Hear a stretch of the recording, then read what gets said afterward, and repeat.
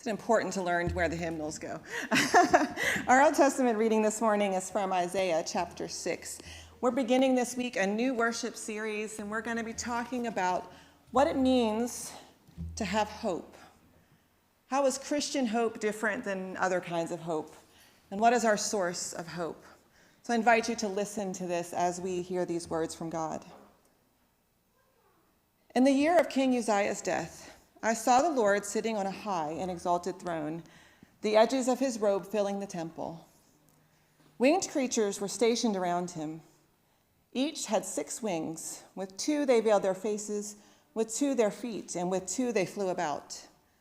They shouted to each other, saying, "Holy, holy, holy is the Lord of heaven. All the earth is filled with God's glory." The doorframe shook at the sound of their shouting, and the house was filled with smoke. I said, "Mourn for me, I'm ruined. I'm a man with unclean lips, and I live among a people with unclean lips. Yet I've seen the King, the Lord of heavenly forces." Then one of the winged creatures flew to me, holding a glowing coal that he had taken from the altar with tongs.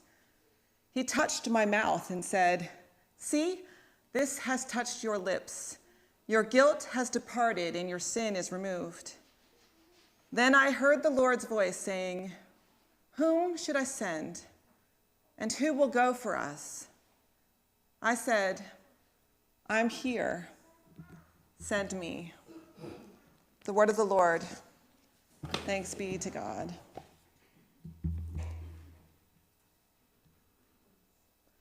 Isaiah's story begins with a reminder from God. It's a pretty violent reminder from God. Isaiah begins his prophecy with something that we call a theophany. And theophany is a big church word for seeing God. It means that anytime that you see God in person, in the flesh, so we'll say, that is a theophany. And so we see those throughout the Bible. We see a theophany when Jacob wrestles with God in the desert. We see a theophany when Moses is in the burning bush. We see a theophany when people are taken up into heaven anytime, when John receives the revelation that makes the last book of our Bible. Theophanies are a visible manifestation of God. And the point is always to tell us something about who God is, something that can only be revealed by seeing God in person. Theophanies are always terrifying. They are always awe-inspiring. Whenever a person in the Bible experiences the theophany, they are shaken to their very core. You know, it's one of those things we say we wish we could see God. We wish we could see the face of God. And yet, every time I read a story of someone meeting God in the Bible, it reminds me that no, maybe I don't want to have that experience, please. Maybe I don't want to have that experience. I mean, think about it. Isaiah's encounter with God is not an extremely pleasant experience. He's just sitting in the sanctuary in church one morning, listening to the word of God speaking, when maybe he falls asleep. That would never happen during a sermon, right? Maybe he falls asleep and he goes to heaven in a dream, and he's transported up to heaven, and heaven is filled with the robes of God, the robe of God. This is how big God is. All Isaiah sees are the bottoms of God's robe, and is surrounded by these seraphs. Now, they're not angels, even though they have wings. This is the only time in the Bible we hear about seraphs, and it's not really entirely clear what their purpose is or what they look like. Their name is from the Hebrew word seraph, which means to burn. They burn. They're angels of fire, essentially. They're beings which are literally caught on fire. And in fact, any other time you hear about the word seraph in the Bible, it has to do with the burning venom of serpents.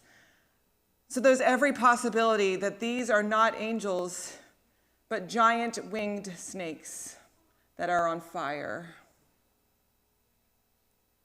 Quite a disquieting, uncomfortable vision of heaven. snakes with burning venom. And then can you imagine one of those snakes with burning venom and wings flies at Isaiah with a burning coal and touches him on the mouth? Maybe I don't want to have these visions after all. It's terrifying. And yet it tells us something about God. It tells us this: God is bigger than whatever we imagine. Whatever limits we put on God, whatever visions we have of who God is and how God interacts with the world, it is bigger and quite possibly more terrifying than you can imagine. We have this ability to put God in a box, to make Buddy Christ out of God, to make God tame, as if God is a pet or an animal that we could carry around on our shoulders, or something that we can limit to human understanding. We have this ability to make God small so that we can understand whatever it is we need to understand about God. And this vision reminds us that God is bigger and more terrifying than we can imagine.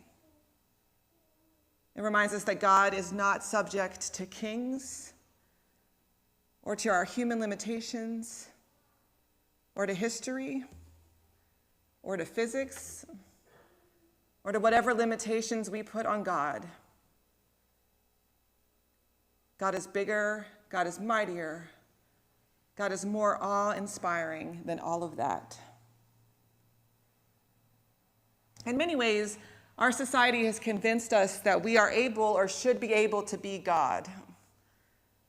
That we can be small gods or mini gods, that we have control over things that we don't have control over, that we can and should be able to handle situations that we don't have any ability to handle. We've done this in a lot of ways because we've tamed nature, or we think we have. We can call up light at the tips of our fingertips. In fact, if you have a smartphone, you can do it without even having to think about it. You can schedule your lights to come on and off whenever you want. We turn the water on and the tap and the water comes out, and we don't think about anything other than we have clean water. We can climate control our homes, and so it doesn't matter what temperature it is outside. It's always a lovely 70 degrees inside of our house. And so we think we have control over nature until our air conditioning goes out. Or we turn the tap on and we remember that we don't have as much control as we like to think. We've also convinced ourselves that we can be as smart as God because we have unlimited access to knowledge. Do you remember back in the day when you would sit at a table at a bar with your friends and you would argue about whatever? No, that single, it came out in 1974. I remember because this happened. Or no, that single came out in 1976. But we don't have those arguments anymore, right? Because Wikipedia is 30 seconds away. We have unlimited sources of knowledge, and that is terrifying in some ways. How many of you woken up with a headache in the morning and then Googled it? And then instantly you're dying from some sort of brain cancer? Right? When our first child was born, I had to ban my husband from Dr. Google because literally everything that the child happened to her, we Googled and she was instantly dying, right? We had to put it down because Dr. Google taught us things that we didn't need to know. It also convinced us that we had more expertise in that area than we really did. Or what about the fact that we can get on an airplane and be anywhere in the world in less than 24 hours? You're no longer limited by your physical ability to travel. Or if you don't want to get on an airplane, you can go on Google Maps again and go anywhere in the world on your computer. You should try it. Just Google. Go to Google. Go to Google World Map, and you can be anywhere in the world in 10 seconds. It's convinced us that we are God and that we have control over a lot more than we do. It gives us the illusion that we're the ultimate authority on all things, that we're the ultimate authority on what happens to us in our lives, that we're the ultimate authority on every subject matter. It's convinced us that we should be able to handle anything that comes along. That we should be able to put on that stiff upper lip and be able to handle anything. We tell ourselves God won't give us more than we can handle, when the truth is that God gives us more than we can handle every day. Because God doesn't want us to be in charge of our own lives. God doesn't want us to rely upon ourselves to overcome things. God knows that you are more in need of God than God is in need of you. God reminds us that it's okay to need help, to admit that we're weak, and that we are in need of a Savior. God gives us more than we can handle, but not more than God can handle. We sang the words this morning, holy, holy, holy. God in three persons, all thy works shall praise thy name in earth and sky and sea. It reminds us that God is bigger than the earth. God is bigger than whatever problems that follow us on this earth and through this life. God is bigger than giant winged snakes. Even angels who are on fire trust in God, sing praises to God, know that they are less than God. We are smaller than God, and that is a good thing. God chooses every day to intervene in our lives. God chooses every day to be active in our lives. God chooses every day to encounter us where we are, as long as we open ourselves up to God and admit that we don't have everything under control.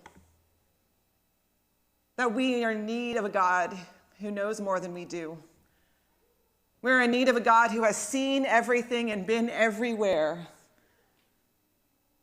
We are in need of a God who calls us to serve something bigger than ourselves.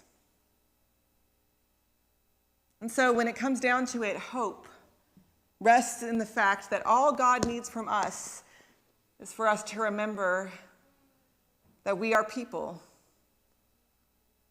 That we are people, and as people, we are sinners. We are sinners who are fallible. We are human beings who are breakable. We are human beings who are limited. We're going to make mistakes. We're going to make mistakes. We're going to make bad choices. We're going to use that unlimited knowledge and make choices that are not good for us in the long run. We're going to make choices that alienate ourselves from other people. We're going to make choices that are not good because we're human. In the words of the immortal poet Hannah Montana, everybody makes mistakes. Everybody has bad days. Human beings are breakable. We get sick. We get sick in our hearts. We get sick in our minds. We get sick in our bodies. We are in need of a God who can walk with us through those moments. We're breakable. We listen to the voices in our head which lie to us about who we are and how valuable we are. We listen to the words of others which tell us to sit down and be quiet. We're breakable. We're limited. We don't have eternal knowledge. It doesn't matter how many times you read Wikipedia, you won't remember everything. We are limited in knowledge, and we are limited in our ability to change the world. Everybody wants to change the world, right? You can come, especially if you're just out of high school or just out of college, and you think you have the world by the hand. And the longer that you live and the more mature you are, the more you realize that you have no control over 90% of what happens to you in your life. We're limited. And yet we are loved and chosen by a God who is none of those things. God is not limited by any of those things. God doesn't get sick. God doesn't make mistakes. God did not make a mistake with you. God is not limited to our human ability to understand God. We are loved and chosen by a God who is none of those things. And so each day we can choose to be thankful that we're not in charge. We can be thankful that we have the freedom to make mistakes and to have bad days because the world doesn't depend upon us. We can acknowledge that we need God's help, that we need God's help. We need the voices of others in our community to call us to account. We need the voices of others in our community to remind us that we are loved by God and we are worth God's attention. We wake up every day and we're thankful because God has chosen us. And this is the basis of our hope. We can hope because we are not in charge. We can hope because we have a God who says, I choose you, even though I am holy, holy, holy. I choose you. I'm involved in your life. So take a step back and let me be in charge for a day.